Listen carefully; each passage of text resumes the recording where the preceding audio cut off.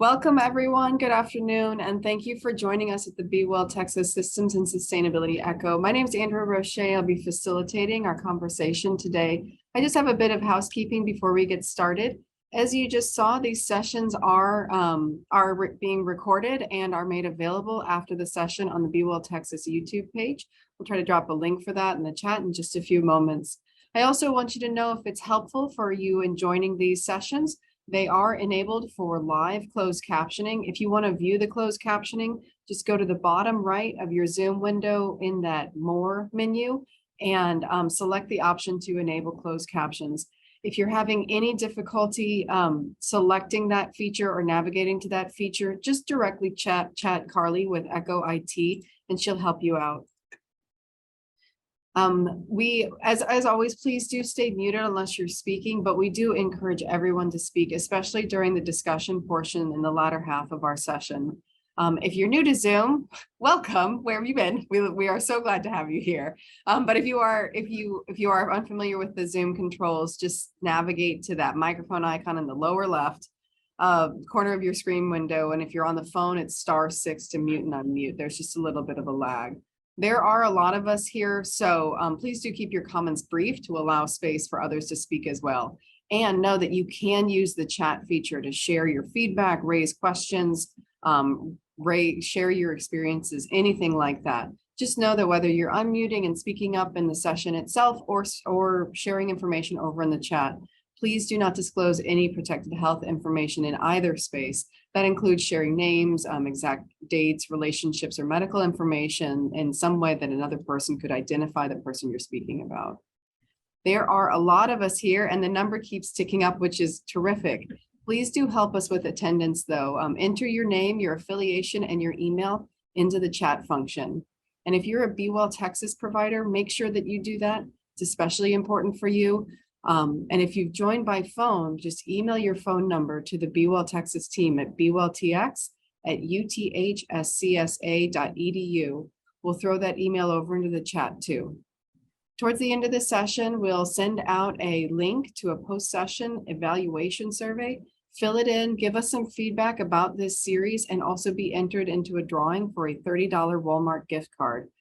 We really appreciate the feedback we get in those surveys. So take the few minutes to do it. Today's didactic is about regulatory survey readiness and offers some guidance on prepping for an audit. Really excited for this conversation today. After that, we'll have some announcements from the Be Well Texas team, and then we're going to hear a case presentation by a member of our team.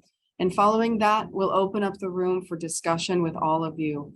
I want to encourage everyone to share your questions, share your experiences, share what you've tried before that's worked, what you've tried before that hasn't worked with others in this room. We're all teachers and we're all learners in this space.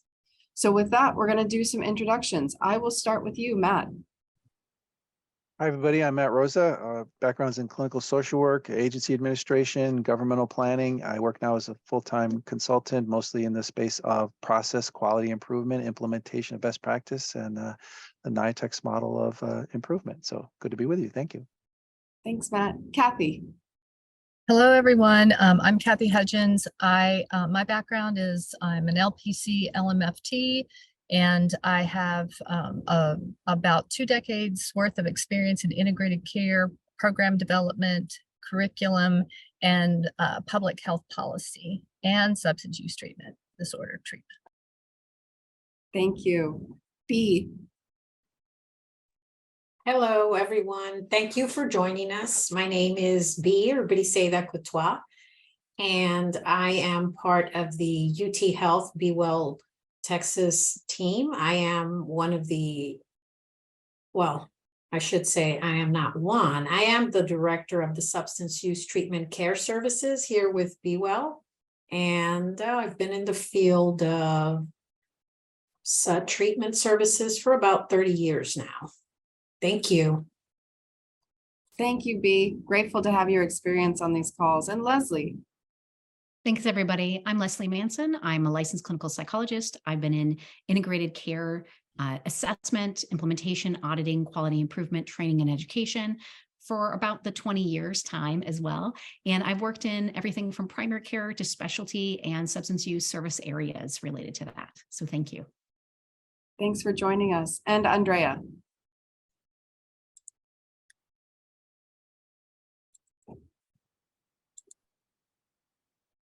Oh, she may have lost connection. Well, I will introduce her. Andrea is the coordinator for this series and many others, and a terrific asset to this team. So then I'm going to move to you, Maribel. This is our didactic presenter for the day. As I mentioned, we'll do didactics, hear some announcements, and then get into that case and conversation. So Maribel, introduce yourself to the group, and when you're ready, take it away with the didactics. Yes, thank you. Thank you, Andrea. I'm Maribel Fernando. I am the Quality Assurance Manager for BeWell Texas UT Health San Antonio. I have 20 years of healthcare experience, assisted living, IDD, home care, home health, and now substance use disorder. And I am an accountant by profession, so another face of the audit. And I'm a writer and I'm a nurse by profession. Thank you. Great, thank you. And we're ready when you are. I think you're sharing screen, right, Maribel? Yes, I will be sharing my screen. Terrific. And as she's pulling up those slides, just a note to all of you joining, please do use that chat to introduce yourselves, your name, your affiliation, and your email. Thank you. Maribel, that looks great. Take it away. Okay.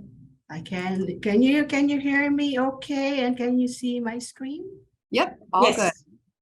Okay, I know that this is not a good time to talk about surveys. When we say survey, all of us in the healthcare industry, we're not referring to client surveys, we're referring to the audit. Almost 20 years in the healthcare industry. Prior to being in the healthcare industry, I was an accountant and an auditor. Therefore, I have encountered surveys or audits in different forms and perspectives. Sometimes I'm the one surveying, and other times I'm the one being surveyed. I have some disclosures to make. All speakers and all members of the planning committee have no relevant financial relationships with a commercial interest to disclose. For my full disclosure, I have no relevant financial relationships with a commercial interest to disclose.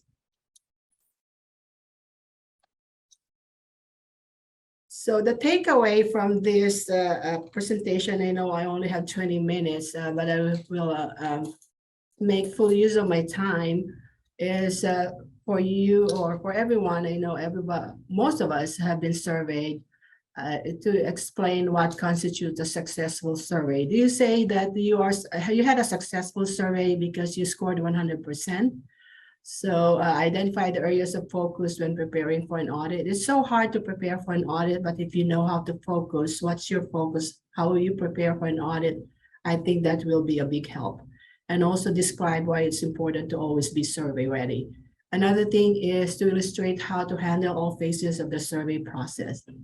And the focus of presentation, it will be a general survey preparation. I will not be focusing on each licensure requirement. It will be just a preparation for the survey. And this is not your typical professional presentation. There will be no fancy slides, no technical visuals, just straightforward preparation tips and strategies. If they worked for me during my 20 years of experience, I'm sure I will be able to impart some information to you that might help. So let's have that scenario that we have a surveyor on site. This will be an on-site survey. Surveyors are in the building, and there was no prior announcement that was made. Some strangers just entered your place of work to evaluate your operation, and they will probably be there several days, and everybody's stress level is high. Vacations are canceled, meetings put on hold, and general day-to-day operations are interrupted. That's how serious surveys can be.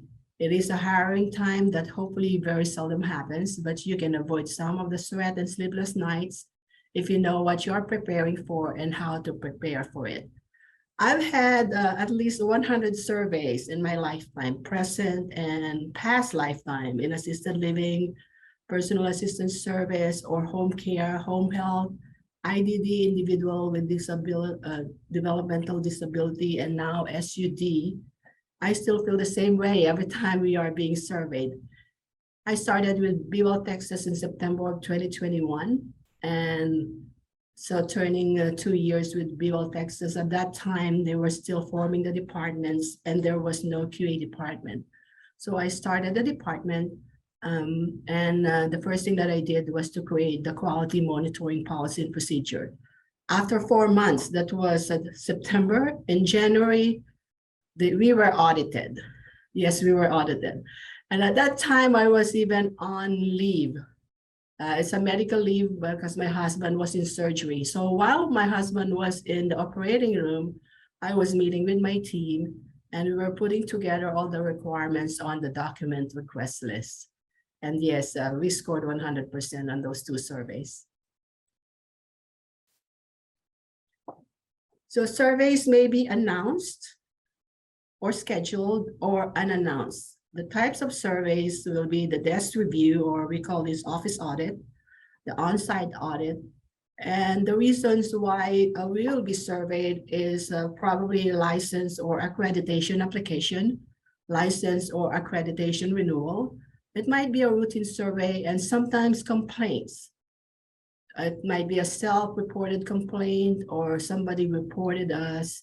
It might be a client or other people involved, but sometimes they're not even involved with the care of our patient, but they do report to the higher authorities. So the phases of the survey, know that you're familiar with this, but sometimes we just ignore it. But if we will be dissecting it, there's really some values that we can get out of the preparatory stage for the phases of the survey. The entrance conference, if this is on site, the surveyor or surveyors will be introducing himself and hands a business card. And the surveyor will tell us the reason why we are being surveyed. If it's a license application, license renewal, yes, we might be prepared. But complaints, we might be surprised because we will not be getting any information at this point who lodged a complaint or what the complaint is all about.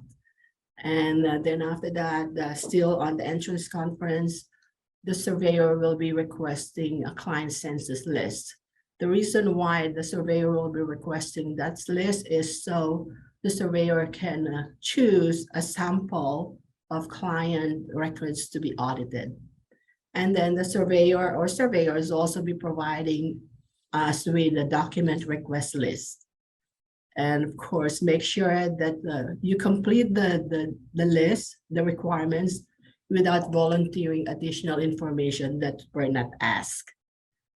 And then after that, the surveyor will do the survey, the actual survey audit, review all the documents. And if it's an on-site, the surveyor will be checking the required postings within the office. And for substance use disorder, under Chapter 448, the required postings are the Client Bill of Rights, the Commission's current poster on reporting complaints and violations, and the client grievance procedure. This should be posted in a conspicuous place in your office in 2 languages, English and the common language within the area. So also on-site, surveyor may request for staff and or client interviews. So be ready for those interviews. And then after the survey, the actual process, now we go to the exit conference. When the surveyor announces that, okay, we're ready for the exit, that is the time that they will be wrapping up the process. And the surveyor will be meeting with you, with the head of the office, and then be discussing the findings. The findings will not only include the negative aspect of the review or the non-compliance, it will also be including your compliance or the positive aspects. So positive will be complying with the regulations of the surveying agency and also your own policy and procedure, so internal.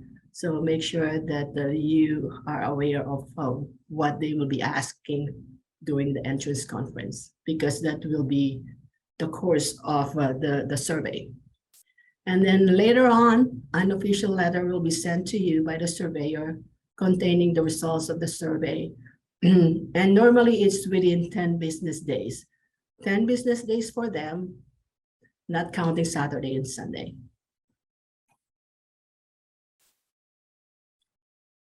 So here we go. We have some binders that might be helpful. And this really helped me during my career in the healthcare industry. A binder, the first one will be Agency Policy and Procedure Manual. So you have to have your Agency Policy and Procedure Manual. You have to know the sections of your PNP manual. You have to familiarize yourself with the sections and where to find the whatever you're looking for. And update your PNP manual and keep a log for new policies and revised or amended policies.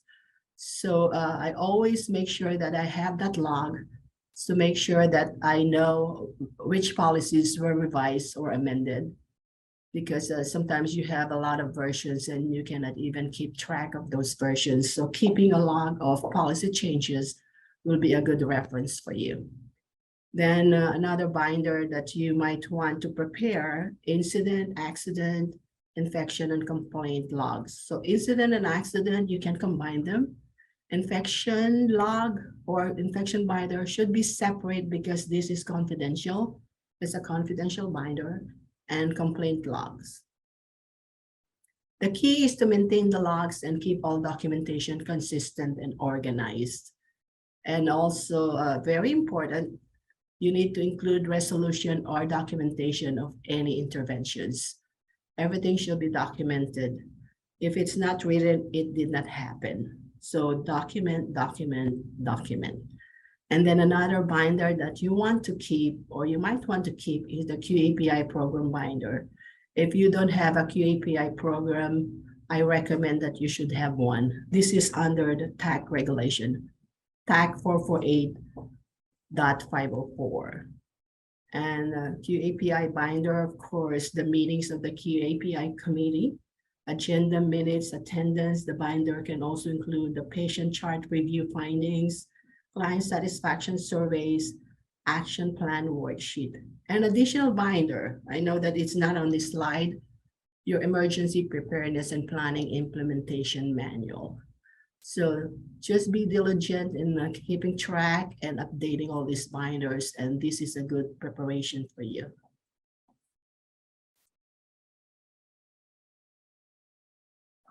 So how do we get ahead of the ball game? Yes, we're not being surveyed right now, but eventually we will, because it's an integral part of the healthcare industry. These are my recommendations. Conduct regular audits that can be electronic or paper on all active client records and employee files. You also want to include discharges and terminations. The number of records and files to be audited and the frequency of the audit will be based on your PNP. So whatever is stipulated on your PNP, the frequency or how many records will you be reviewing and how frequent you will be reviewing those records, that is based on what is stipulated on your PNP. Ensure that all employee files and client records are complete and up to date. Familiarize yourself with your policies and where they are located in the PNP manual, reports, signed forms. During the actual audit, the surveyor will gauge your familiarity with your PNP. You will be asking specific sections of your PNP. Check and verify the requirements of your license on the regulatory agency website. So every license is different. There are specific requirements for a license, and you have to make sure that you check all the boxes, make sure you are meeting all of the requirements.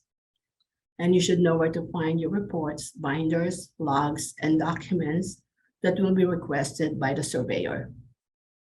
And then your QAPI binder, You need to review all the documents inside that binder and make sure that necessary follow-up on action items are being made. And then again, you need to be documenting. And always have the thought that a surveyor can step into your office at any time.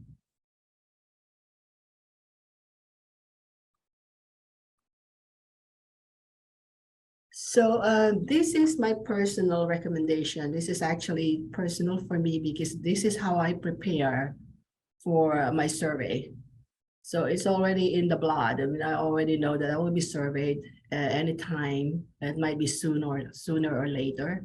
So what I do is when I was in assisted living, because it's not technical, that's probably 15 years ago. So I maintain a compliance binder. And then now I'm with BeWell, Texas, I maintain a folder and I title it, it's titled Survey Readiness. This is the electronic version of the binder.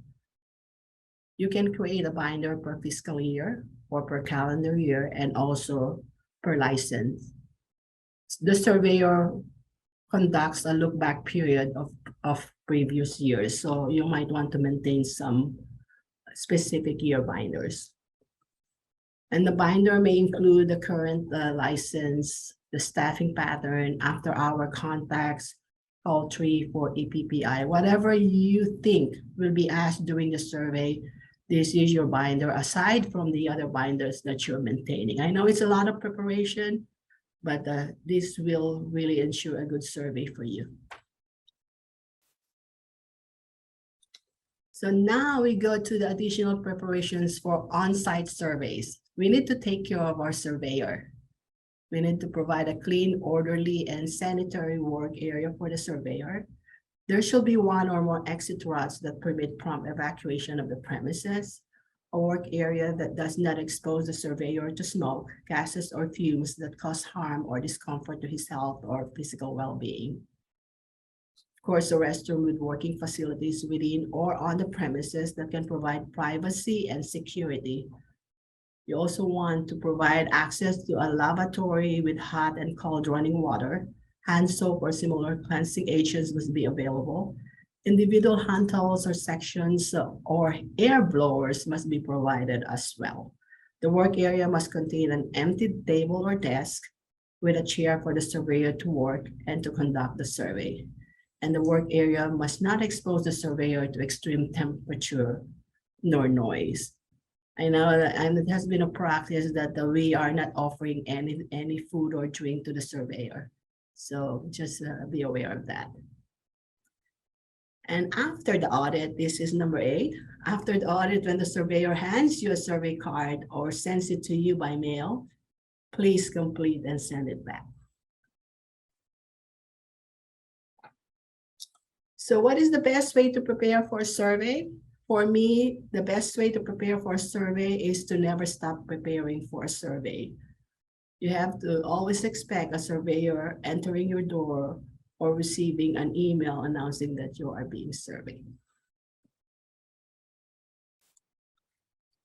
So I don't know if we have time for questions, but this is my email address. If you want to ask questions or you want to reach out, please feel free to reach out to me.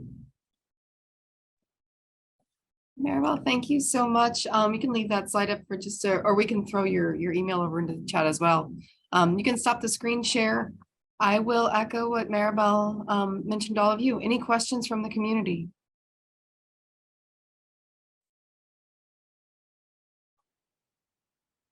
I'll do a comment. I just want to say that I really love this presentation, and knowing thinking about the audits where I always have like flashbacks, nightmares sometimes, but it's just sometimes when they walk in, you weren't ready for that. And I played a very small stint of time where I was a Medicare auditor. So I was one of those people that everybody was fearful of, right? And I loved your checklist. I love your slides. I do want to reinforce, if folks haven't gone through this process, or even if you haven't done these steps to prepare for the structure and strategize, take these slides, print them out, put them on your desk and table, and really make that plan, because I loved it. And I love those hear no evil, see no evil, if anybody recognized some of those pictures on there. I thought it was great tips and strategies, and I really appreciated it. So I just want to do that shout out and say thank you. Thank you. Thank you, Leslie. And appreciation in the chat too for some of the practical tips you've offered as well. Other questions for Maribel?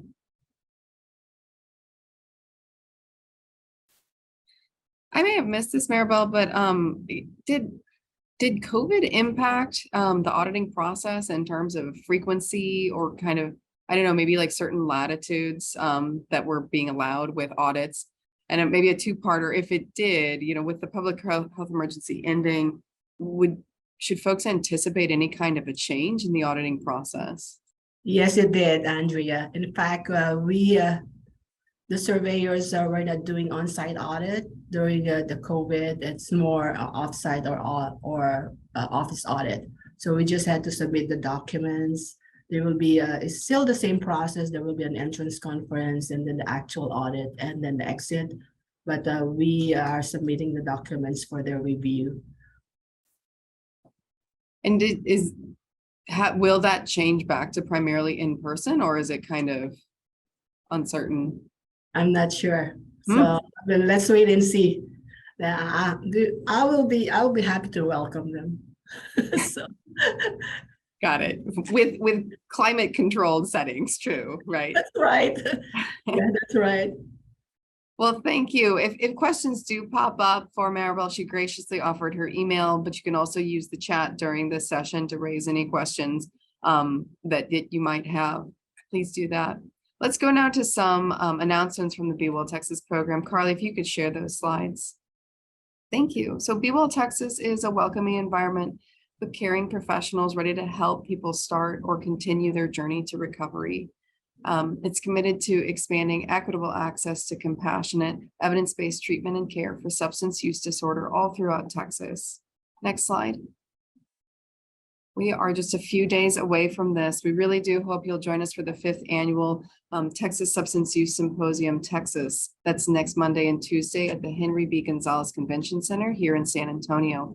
This is a free event and it includes complimentary continuing education credits. You can find more information about Texas, see speakers, and learn more at texas.org. That's spelled TXSUS.org. Just note that the in-person registration period has closed, but there's still plenty of virtual attendance options available too. We hope you'll join us next month at the next session in this series of the Systems and Sustainability Echo. That'll be on April 27th at noon Central Time. If you've registered once, you have the invite in your calendar for all series, but we encourage you to share that registration link with anybody else you might know who could contribute to this learning community. Next slide. If you've been to our other echoes or this one previously, you might have noticed a more streamlined process for taking attendance and claiming credit. All you have to do is text the code that we drop into the chat to the number listed above, and you'll receive a text confirming your continuing education credits are ready for you to retrieve. Just make sure you text this code before midnight today. And for more information about this, or if you're hitting any snags in the process, because it can be a little bit clunky the first time through, email the Be Well Texas team. They're really prompt in responding to those inquiries. That's bewelltx@uthscsa.edu. Those are all the announcements I have for now. And now we're going to go over to our case presentation for today. And we're fortunate enough to have a member of our team, Matt, who's going to share a case here. And then we'll open up for discussion and shared experience and some group learning. Matt, when you're ready, tell us more about this systems case. Thanks, Andrea. I appreciate that. And this case has great alignment with Maribel's presentation. If you've ever been on in a subway system, a subway or a train system where the train pulls up and the doors open and you hear that recording that says, "Mind the gap," which is designed to keep you from tripping on that little gap that you had between the train and the platform. So this presentation really is about a gap. And the gap is the gap between infrastructure and growth. The challenge that happens when organizations grow, and then there's a lag in terms of their infrastructure development. And Maribel just really pointed out some of the core key infrastructures which make you survey ready. And she's talking about, the best way to be survey ready is to never stop preparing for the survey, right? And the difference between an organization that experiences surveys as a chaotic threat experience and those that feel like it's more of a, yeah, we're ready, we're going to share information, we can learn from this process. The difference is infrastructure, right? Are they ready? And do they have the policies and procedures that Maribel was talking about to be prepared and ready? So let me share with you a little bit of information about this particular organization as it relates to that challenge. So this is an organization on the larger side, 50 plus programs. It's geographically spread across multiple cities, some small cities, large cities. It's got hundreds of employees. It does substance use services, mental health services, also primary care as well. Has a full array of outpatient, inpatient, intensive outpatient, residential, a wide array of residential programming from small programs to big programs spread across a wide territory. So here's the dilemma with this organization: a lot of fast growth. And if you all, I see that we're sharing screen, you can go ahead and scan down through. I'm not going to tie myself too much to the content, but you can read and listen and probably absorb optimally that way. This is an organization with a lot of fast growth over the course of a number of years, extremely fast growth, like almost what we would call real, literal exponential growth from, a decade or two ago, having, maybe 50 employees to having hundreds of them currently. And this was a powerful business plan, strong leadership, executive sponsors who were very kind of connected to systems and effective at marketing and engaging governments at the local and state level, engaging payers and developing contracts really quickly. It is a not-for-profit organization, but is very kind of entrepreneurial in its attitude. And so it was really about trying to maximize its market share and was incredibly successful in doing that. And then there's this thing that happens, which is that a lot of the supervisors start to get just overwhelmed because they can't keep up with the growth of the programs. And the folks who are starting new programs don't have the kinds of supports or the policies or the procedures in place to help them. The funding system, the regulatory system tends to reward growth, right? Payers and governmental oversight entities, in this case, wanted to keep going to this organization because it knew them and it was really good at standing up programs quickly and responding rapidly to new services that were requested by the market, by the system, by the state. And then quality concerns started to emerge. People starting, other stakeholders in the community, other providers starting to say the quality is not what it should be there. Now, some folks might say, well, they're just jealous because they're not growing and they're not getting those contracts. But others might say, no, actually, that the policies and the procedures, the infrastructure is not in place. So that's the dilemma, and that's the question to you all for us to explore today. What do we need to do? How do we manage that gap? How do we know when that gap is too big? I think Maribel pointed to one of those key indicators, which is policies and procedures. If they're not in place, how do you know how to grow properly? How do you do what people might call smart growth? Do you say no to certain things? How do you create an environment where you're not overwhelming your staff team? Another one of those indicators is that you start to have more turnover because people aren't supported. The environment is not quite safe enough for them. How do you support those supervisors who I view as kind of the canaries in this coal mine, because they're the ones who tend to be the most stressed by that lack of infrastructure? Line staff as well, but I think those initial first level supervisors are the ones who really, I think, struggle the most. So let me pause and see if we have any other frames on this question and see if we can have a dialogue about what you do within your organization to make those decisions: growth, quality. If we grow too much, do we compromise quality? And how do we decide whether or not we should take on that new program or that new service? And will we be able to maintain the quality that we need if we grow in that rapid pace, or if we grow at that point in time. So that's what we want to talk with you about. It's a great overview, Matt. Carly, I think you can stop the screen share, and just to bring us back to Matt's question, we want to hear from you all. And maybe we start with just some reactions. Throw your hand up, use the reaction menu to throw something in the chat, or use the chat itself.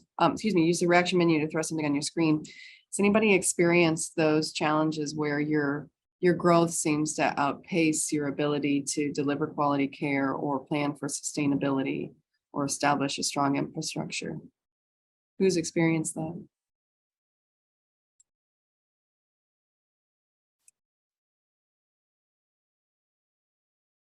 Looks like we have a hand up from We Gwen. do. Gwen, you want to tell us a little bit more about yours? Hello, everyone, and thank you so much for this. It's all good information. I think for me, what's hitting home right now is, I don't know if anybody out there knows this or not, but Hecata, we're here in the Hill Country. We are of Secada, which is located there in San Antonio, but recently just growing this operation. And it does, I completely agree. Sometimes it feels like it's getting ahead of our, it's really growing. We have some good reception here in town, but everybody in this office, with the exception of Donnie and one other, we're all brand new as of the first of the year. So we're really kind of feeling like we're flying by the seat of our pants sometimes with all this. So yeah, that's a real interesting subject for me. I'm interested in hearing from everybody else and seeing how they are maintaining that early growth on. I've been out, with I was a paramedic before, so I have a background in the healthcare community here in Kerrville.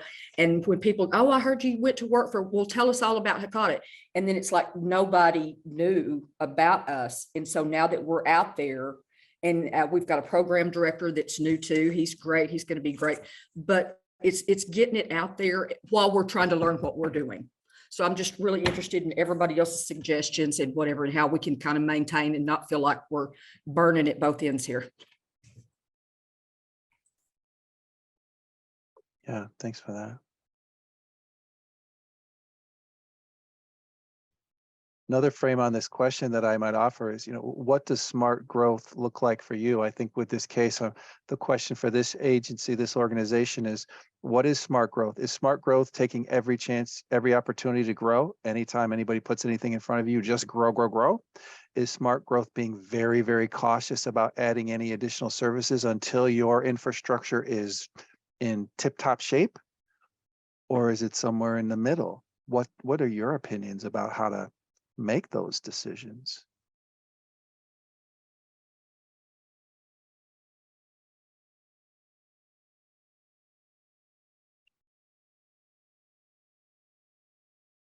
For I'd like to see it come from a point of quality as opposed to quantity.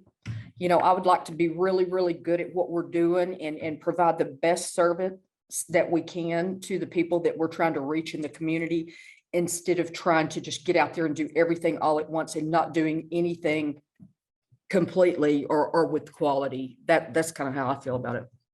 Yeah.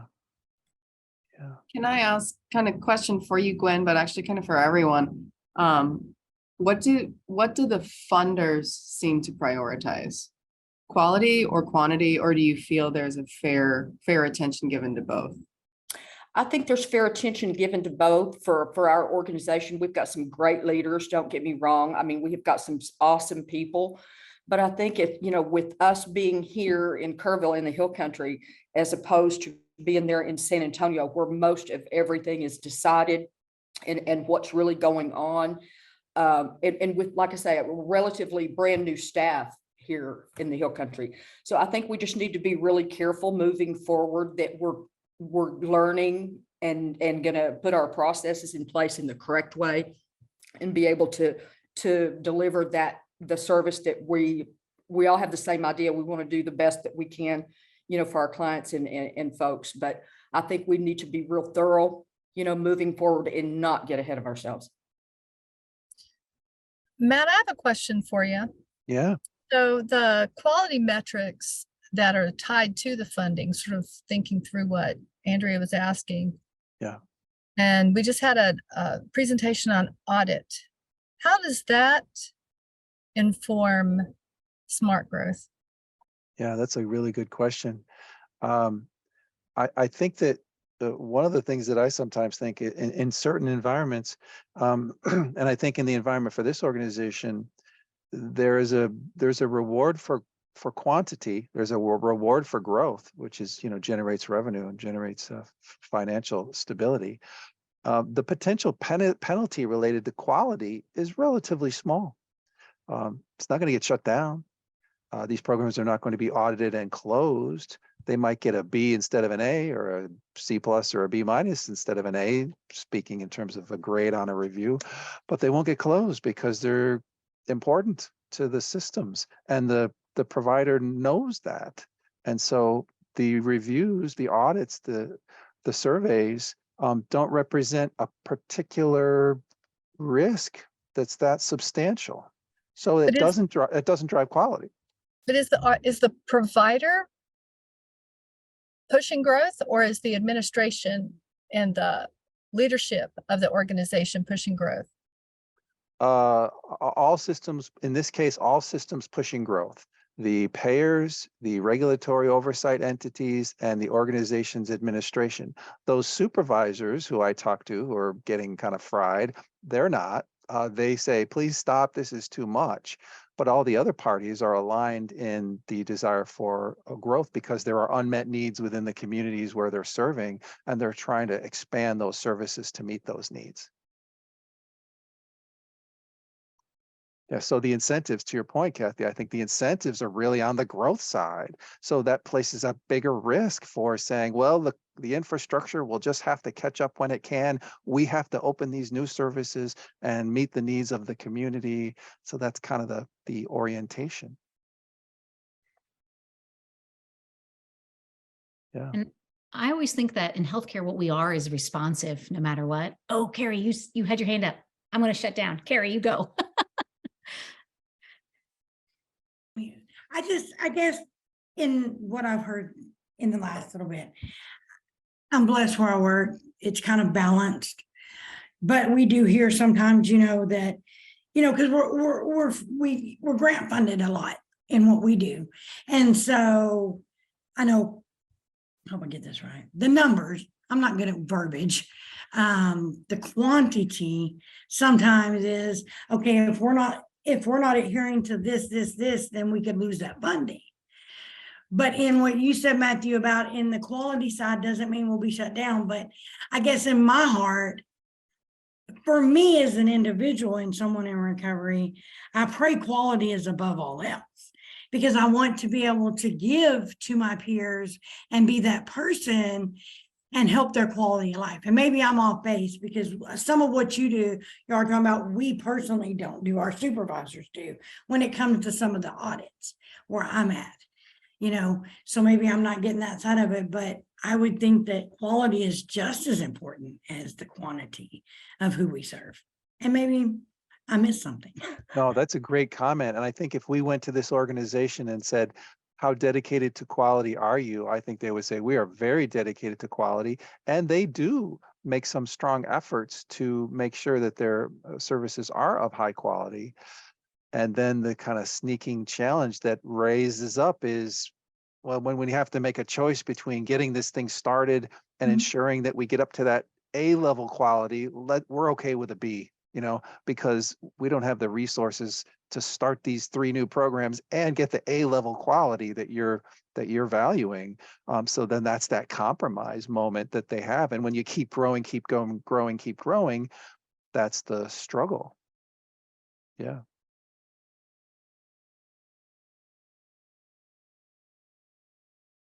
Yeah. Speaking on that a little bit, Maribel, I wonder if we could revisit what you put in the chat earlier around sort of securing funding for individuals who are focused primarily on quality assurance. That can be a hard thing to make sure you have that funding, that space, that time carved out. Any thoughts you have for this group? Oh, you're muted. Yeah, I think we are expecting too much on a quality, the quality department, and it's so hard to attract a quality-oriented people because the market is not favorable to quality positions. I think that's the challenge that we're having right now. And plus, if you are able to get them in, the retention will not be as good as you think, because there might be other jobs, non-quality jobs, that might be more attractive.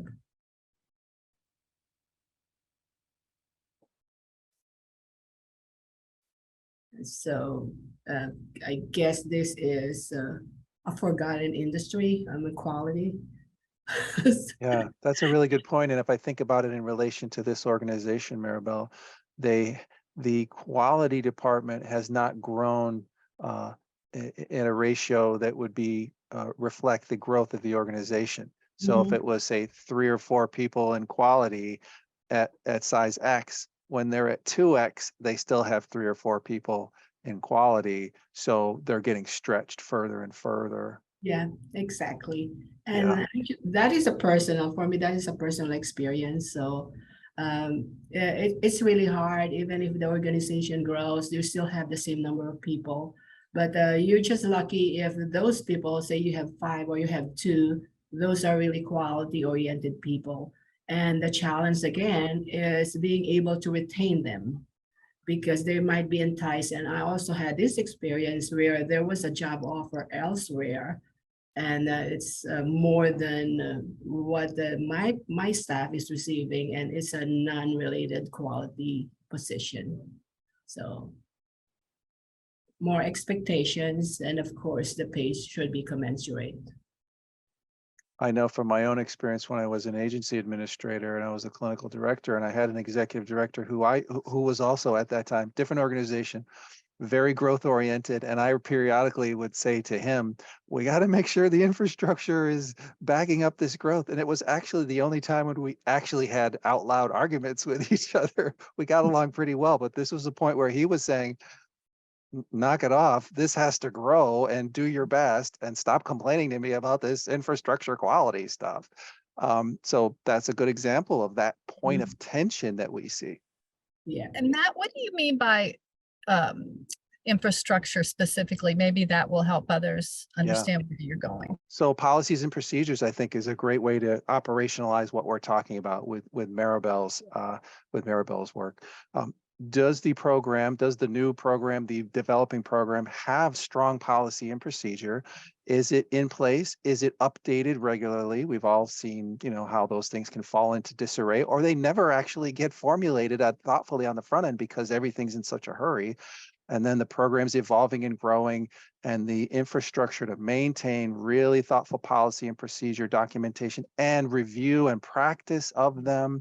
We all know what it's like when we have policies and procedures and we have a review and we look at them and we say, oh my gosh, I can't recognize my program in this because this is old and we haven't updated it because we've been scrambling. So policies and procedures maybe is the operationalized way to think about this.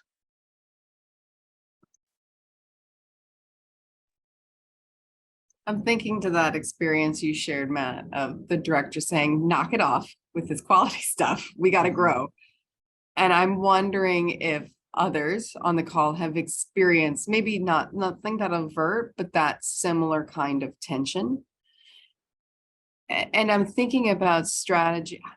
What are strategies leaders can use to have a better and more bilateral conversation about how quality can go hand in hand with growth? How do you not be the supervisor who's saying, knock it off with that thing, we've got to grow, grow, grow? How do you make space for feedback from people at all levels in your organization? That's a great frame, Andrea, because these things should not be enemies of each other. And there should be a tension. That can be that dialogue of tension. That's natural. But how do you keep a healthy dialogue? I appreciate the frame you just put on it. What are some people's strategies? Does anybody have a strategy for how you do that? That's helpful to me to hear about.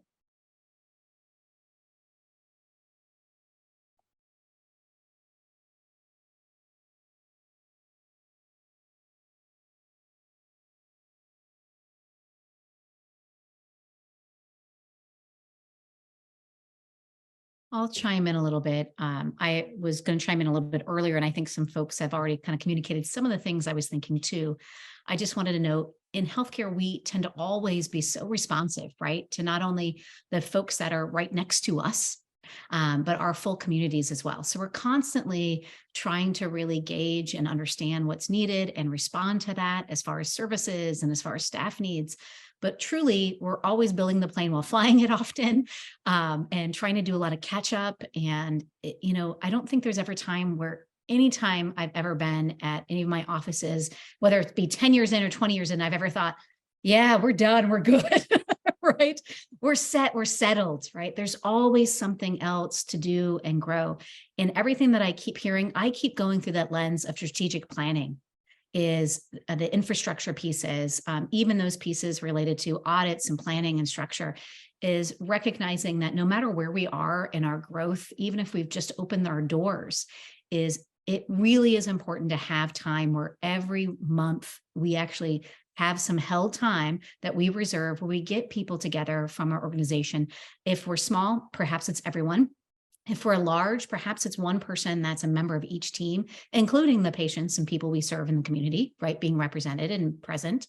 And we open up and engage those conversations like Andre, you were just kind of mentioning, and we're strategic about that. And we do it through that lens of strategic planning. So we're trying to bring forward the infrastructure. And so that each time we have these, we can actually maybe perhaps in the back end, consider some PDSAs from it. And maybe we don't do it now. Like maybe we have these conversations, we generate lots of ideas and planning, but maybe we look at that and we say, okay, we can only do one of those ideas over the next year, and because it does take a lot of time to even just update PMP manuals and things like that, right? It does take some time.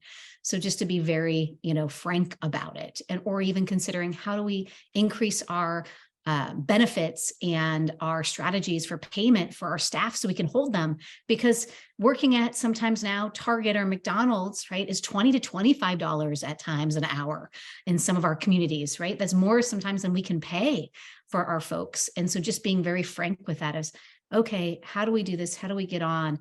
Some ways I've run some of those strategic conversations have been also with rules and structure for the conversation, where I've said, I want everyone and invite everyone to be a part of it. Everyone's voices and needs and thoughts are equal to each other. No one has more of, a viewpoint than someone else, right? We don't rank these. And so part of that is having kind of a way that you structure the conversations and making sure that when you do it, you allow for every person to have time to speak. Sometimes you might use timers, right, to engage and do that and move forward. Sometimes you might have rules where everyone speaks, even if it is, I'm going to pass here, but that at least you recognize and give that time to everyone and say purposely, I want to hear your voice, right? So that they can say no if they'd like to, but that you're acknowledging that, and that nobody else gets to take up all the time, right? Sometimes that happens in meetings, and then you have everybody else not answering and not actually participating and not getting their voices really heard. And that's what's really essential. So just putting some of those pieces out there, and also just asking a question to the group. Does it sound like too, when you think about all these things, that there might be areas that Be Well and, for coaching and other maybe echoes that we could do to provide some learning opportunities and structure for this? Like, are people interested in strategic planning? Are people interested in how to look at the policy and procedure manual? Like, what are those different elements that are required, and what are those ones that, we might recommend, right? But, maybe very specific times where we do that. Anybody want to jump in there?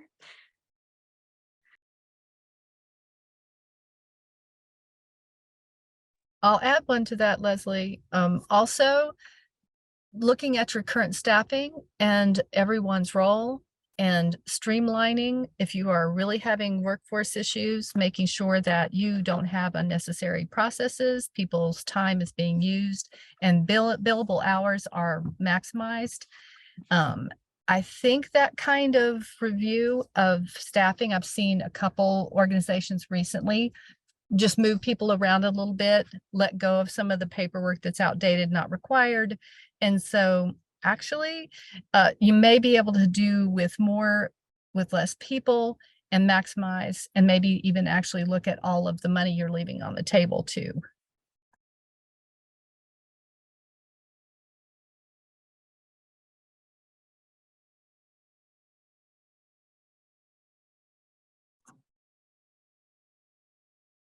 If I may add, I think like the policies and procedure update, a good way to be able to keep track of revised or amended policies and new policies is to create a log. So I have that log, so a revised policy log and also new policy log. So that just to keep track and have a good reference. And regarding staffing, a good way to also address the challenge is by doing a market analysis. And that's what I will be doing. It will be a project that I need to undertake. So the small voices will be heard. When I say small voices, the quality assurance coordinators, quality auditors, it might be a good try for me. So I'm crafting a market analysis for the positions. That's terrific, Maribel. Maybe we'll be having you on as a presenter at a later session. And I don't want to lose track of the question Leslie posed to us, to the whole community. If there are more specific resources or trainings or feedback, technical assistance that might be helpful as you think about some of these big activities of work, we want to hear that, whether you're throwing that in the chat or emailing the group, or it's something you need to mull on and reach back out. We want to hear that. We want to respond to it. Leslie, I'm going to come to you for some wrap up just because we're in our last few minutes, but I did want to just kind of throw in a question regarding your comment around strategic meetings. And it sounds like the sort of output of those meetings is kind of shaped by who's invited to them. And if you have some quick feedback on how you ensure equitable sort of invites go out, how do you invite everybody to the table, and not just with that, but how do you ensure everybody kind of has equal voice at the table? And you gave some strategies for sort of timing, but I'm thinking sort of before that room has even closed its doors and begun its work, how do you invite everybody to the table? And then if you could also just go into our wrap up for today. Sorry to throw so much on you. Oh, thank you, Adrienne. Yes, I think that's great questions. And I would say one of the first ways I'd answer that is it all depends on, right, your organization, your community, your members that you're reaching out to. But I do think like having a time where you're brainstorming, what does that look like? When I think about my stakeholders, when I think about my community, when I think about my staff, my organization, you know, who do I list on here? What are those categories? Who are they? What are other entities maybe that I collaborate with that are around that maybe fill gaps or don't fill gaps, etc. Write out this long list and just start with a brainstorming exercise for yourself. Then take that and then consider what are representatives. We don't want this group to be too large. Typically, we want to try to keep it as small as we can. So if you can keep it about 10 and under, that's a great, amount of people, but sometimes it might have to grow a little bit. But as you start, keep it as small as you can and as tight, and then add on. And so also consider maybe you start with a structure that's going to be organizational and patient driven, and then you're going to open it up to other types of communities or other entities that you collaborate in contracts, et cetera, with, as far as roles. And so maybe you start small to get your feet up going, the conversations, the structure of those conversations going, and then you grow larger. I'm going to flip in because I know we're almost out of time and I got to talk fast. So thank you, everybody. We should talk more about it. Put in the chat box what you want to hear from all of us in the future. But some quick notes is auditing doesn't have to be scary. We really want you to identify successful ways to be able to navigate through surveys and to always be ready for it. So start to prepare for those audits. Take those notes from the slides that you're going to receive later. Provide some structure and strategize for those audit surveys. Remember to required postings in your organization. Make sure they're clear, they haven't crumbled, or they don't have stains on them. That's happened before. Consider laminating them. Make sure that they're up and clear and ready and visual. Be ready for your interviews, for your staff, your providers and managers. Have clear identified people that you're going to want to pull, and you already have that prepared and ready that you would call those folks out. Plan for those phases. So the entry conference, the survey, the exit conference. Make sure to go through the policy and procedures manual, your incident infections and complaints logs. Make sure they're ready, your quality management pieces. So ensure you have ways to do that. Okay, we're out. It's 11 o'clock. Thank you all. Hopefully we did a fairly good wrap up of today. Thank you, everybody. That was very terrific. We hope to see you in April for our next session. Thank you, everybody, for continuing to show up and lend your voice to these sessions. If you missed it earlier in the chat, there's the link for getting the information for getting your continuing education credits. Note the tip from Sean, don't put the spaces between those numbers. And I think Carly has reshared that code, so it'll work better for your texting. There was a question about emailing for continuing education. We're tracking down the answer to that, and we'll be in touch with you if that was your question. Thanks, everyone. Great conversation today. We hope to see you next month or at the symposium next week.